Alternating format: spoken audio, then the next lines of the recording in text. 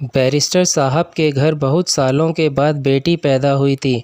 पिछली कई पुश्तों से उनके घर लड़के ही पैदा हो रहे थे, इसलिए जब उनके घर बेटी का जन्म हुआ तो उसके होने की खुशी पूरे परिवार ने बड़ी धूमधाम से मनाई। जब भी मीनाक्षी अपनी बेटी को गोद में लेती तो उसका 5 साल का बेटा आकर उसकी गोद में बैठ जाता। मीनाक्षी उसे बहुत समझाती, बेटा ये तुम्हारी छोटी बहन है, इसे मेरी अभी ज़्यादा ज़रूरत है। लेकिन जब सूरज नहीं समझता तो मीनाक्षी उसे डांट के बाहर भेज देती। जब भी ऐसा कुछ होता तो सूरज हर बात पे सबको आजमाता कि ये मुझे ज़्यादा प्यार करते हैं या लक्ष्मी को। घर में जब भी कोई आता तो पहले लक्ष्मी को प्यार दुलार करते, बाद में सूरज को। अपने आप को इग्नोर होता देख सूरज के मन में लक्ष्मी के प्रति ईर्ष्या की भावना पैदा हो गई। जब लक्ष्मी 5 साल की हुई तो घर में मकर संक्रांति की तैयारी चल रही थी। सूरज ने सोचा, आज भी सब आएंगे और मुझे छोड़ लक्ष्मी को पहले उपहार देंगे।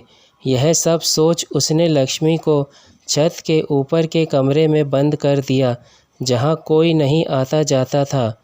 उसने सोचा था कि 1 घंटे बाद मैं उसे नीचे ले आऊँगा, पर वो अपने खेल और उपहार देखने में इतना व्यस्त हो गया कि लक्ष्मी के बारे में सब भूल गया।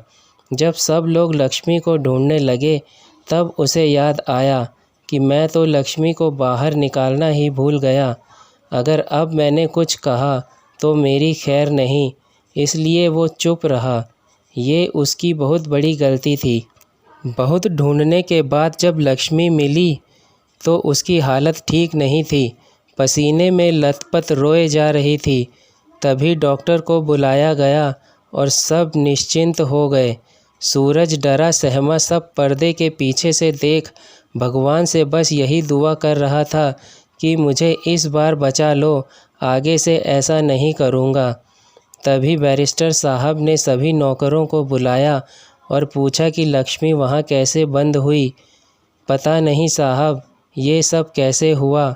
वैसे तो वो कमरा बंद ही रहता है, पर आज त्योहार की वजह से सामान रखने निकालने के चक्कर में हो सकता है बेबी जी कमरे में बंद हो गई हो।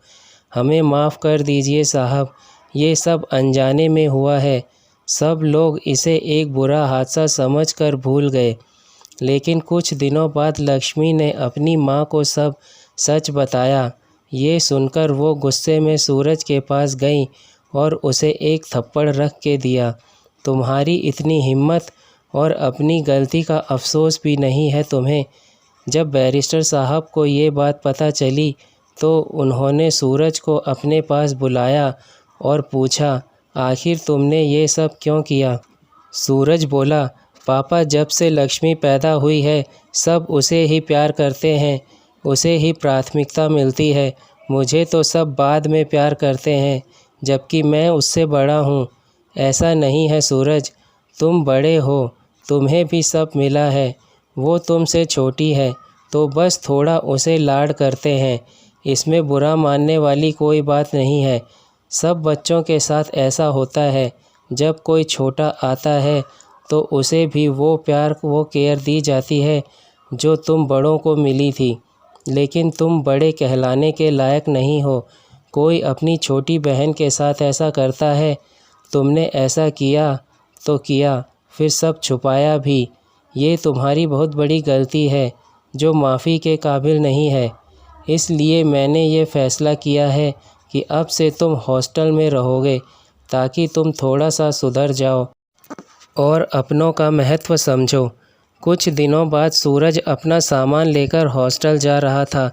सब बहुत उदास थे, पर लक्ष्मी बहुत खुश थी और सूरज से गले मिल कहने लगी, अच्छा है भाई तुम जा रहे हो, अब कोई मुझे तंग भी नहीं करेगा और सबसे सारी चीज़ें मेरी होंगी। ये सब सुन सूरज के मन में और टीस चुभ गई। ये जो भी हुआ बचपन की नासमझी हट की वजह से हुआ। कई बार रिश्तों में छोटी छोटी बातें नासूर बन जाती हैं, जो आगे जाकर रिश्तों में कड़वाहट घोल देती हैं। इसलिए हम बड़ों को हर बात को बड़ी समझदारी के साथ सुलझाना चाहिए। ना कि बैरिस्टर साहब की तरह उनसे पीछा छुड़ाना चाहिए।